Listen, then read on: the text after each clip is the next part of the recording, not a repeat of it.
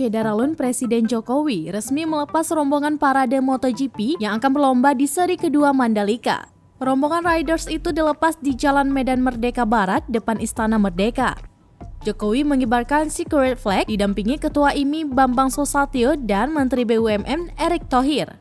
Pembalap yang ikut dalam parade itu diantaranya Marc Marquez, Joan Mir, hingga Johann Zarco. Jokowi juga mengungkapkan alasan dirinya tidak ikut serta dalam hitung iringan parade bersama pembalap MotoGP. Ia tak ikut rombongan bersama Marc dan kawan-kawan karena alasan keamanan.